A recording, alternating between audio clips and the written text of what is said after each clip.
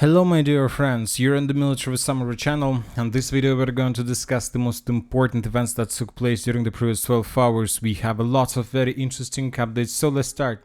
And the most important things are coming from Europe. You know that during the previous 24 hours, the European countries and NATO countries launched some military exercises, and as a result of those military exercises, the Russian internet collapsed completely for several hours. The Ukrainian sources stated the loss that the NATO countries managed to bring down the Russian internet. By the evening, the Russians, of course, managed to restore the internet completely, but that was very interesting. We see that the Russian segment of the internet is completely unprotected. Of course, during the next days, weeks or months, the Russians will try to protect their internet better, but that was interesting.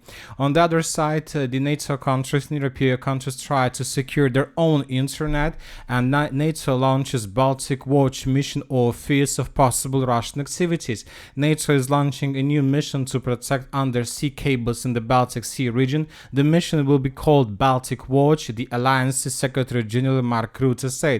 This will involve a range of assets, including frigates and maritime patrol aircraft, among others, and will increase our presence in the Baltic Sea. So the main purpose is not to allow any ship, either the Russians or the Chinese ship, to destroy the cables on the surface of the Baltic Sea that connects different parts of Europe when talking about the internet. So very interesting, of course, and these things and these exercises, these activities, according to sources from the NATO countries, will also give permission to NATO countries to stop any ship that goes from Russia for some inspections. If you remember, we were talking about this several months ago, weeks ago. So this is basically the beginning of Russia's blockade. So the NATO countries began blockade operation of St. Petersburg and of course of Königsberg or Kaliningrad. Now let's discuss another important thing. During the previous night and this morning, the Russians carried out massive missile strike over the entire territory of Ukraine. We have a lot of interesting updates. As a result, the Russians mainly were targeting and trying to destroy Ukrainian energy facilities and gas storages. Cruise missiles were launched from Tu-95 and Tu-22 bombers. In the air, a MiG equipped with Kinzhal missiles was spotted with Kalibr missiles flew in from the Black Sea. There was also an attack using ballistic missiles. All missiles were heading westward, likely targeting Ukraine's energy infrastructure. Due to the attack, Ukraine implemented preventive power outages. Russian media report strikes on gas storage facilities in the Lvov region. If you remember, we were talking a lot about the situation. If you remember, yesterday there were the biggest attack all over the entire territory of Russia. The Ukrainians tried to destroy as many as possible Russian oil depots, petroleum depots. Some of them were damaged in the city of Saratov, and the Ukrainians stated that by the destruction of Saratov oil depot, the Russians are no longer have possibility to use Engels airfield to attack over the entire territory of Ukraine. But we see that those were just wishful thinkings from the Ukrainian side.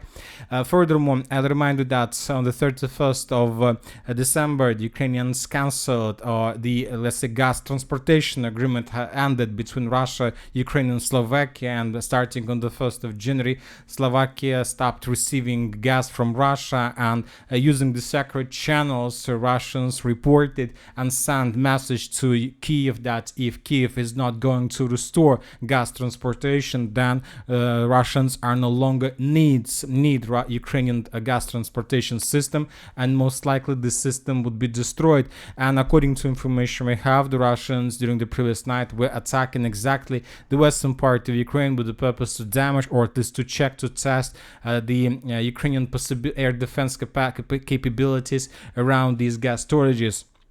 On the other side, for example, the Poland itself, they raised lots of aircraft F-16s in the sky, probably with the purpose to protect these gas storages if necessary. Furthermore, during the previous day, we got lots of updates from Kiev itself. According to information we have, Ukraine will soon receive another 60 anti-aircraft guided missiles for the IRIS-T air defense system. Ukrainian Defense Minister Umerov, following during a meeting with his German counterpart Pistorius. So now the Western countries understand that the time has come.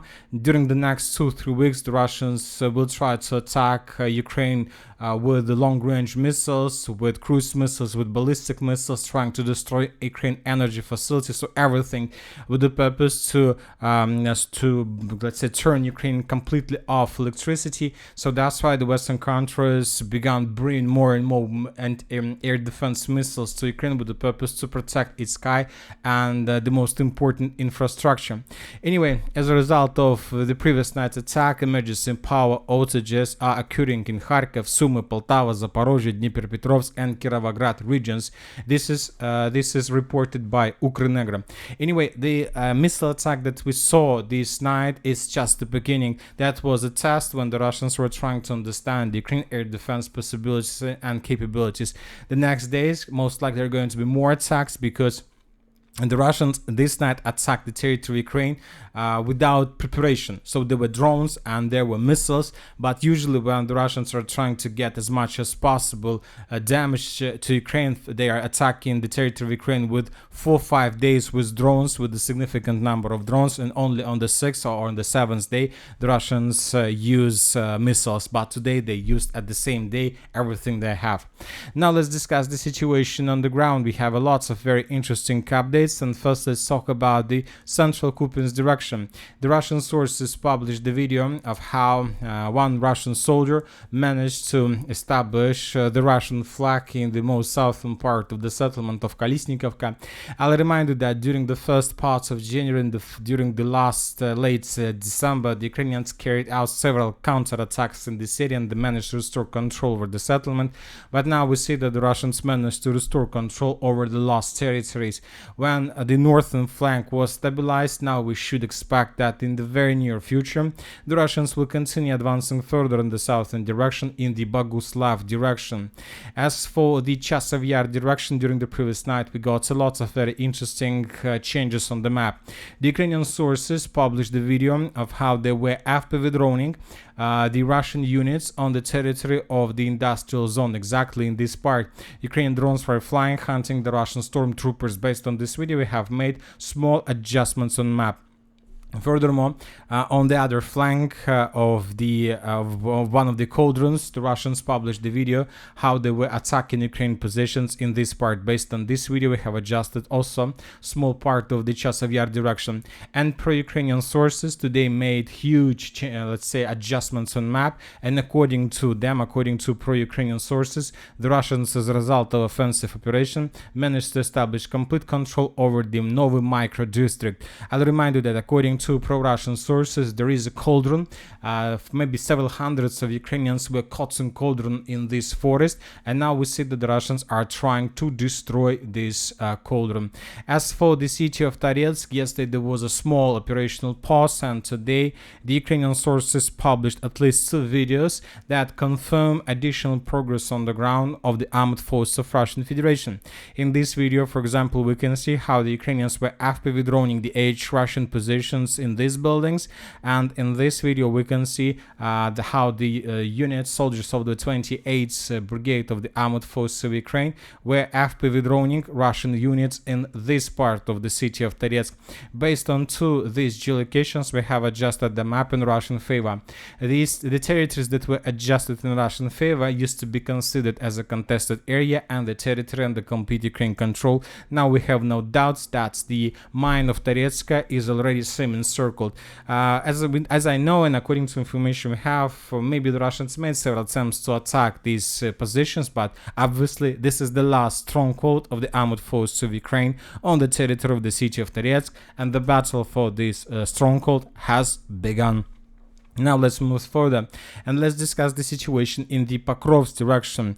The Russians during the previous night managed to improve their positions and to expand their foothold in the southwestern part of Zverovo. The pro-Ukrainian sources confirmed that the neutral sources confirmed, that the Russians managed to take the railways between the settlement of Kotlina and Udachne completely under Russian control. For example, yesterday pro-Ukrainian sources sources shown us just one part of the true lines under complete Russian control. Today we see that everything here is already under the Russians. Furthermore, the Russians managed to improve their positions in the eastern part of Uspenovka. Additional small block was captured by the Russians. Furthermore, the Russians are saying that they began outflanking operation with the purpose to outflank the settlement of Nadezhdinka and to cut the main supply roads that goes from the northwest. This information was provided by pro-Ukrainian sources. Also, pro-Ukrainian sources and neutral sources confirmed that currently the Russians control already around 60% of the Yasenevo, the settlement of Yasenevo. So the Russians are advancing, not so fast, but every single day we adjust the map in Russian favor. As for the Kurakhove direction, there are still very heavy clashes in the vicinity of Dachne. Today, different pro-Russian sources have adjusted their map in Russian favor by coloring additional fields in the fortifications. And today we also got lots of videos of how the Russians were after withdrawing and attacking abandoned Ukrainian vehicles, tanks, artillery systems during the most likely the evacuation process. So the situation here is worsening and worsening for the Ukrainians, but they still hold their lines in the territory of the pocket.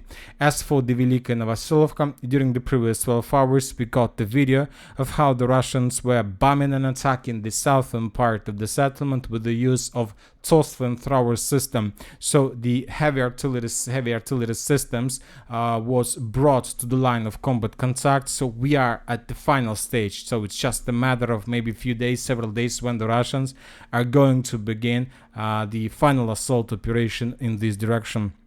And that's it for the short video. Military Summary channel reminds we condemn any violence in the world. Thank you for watching. Subscribe to my channel, put your likes, show me Patreon, and have a good day. Bye bye.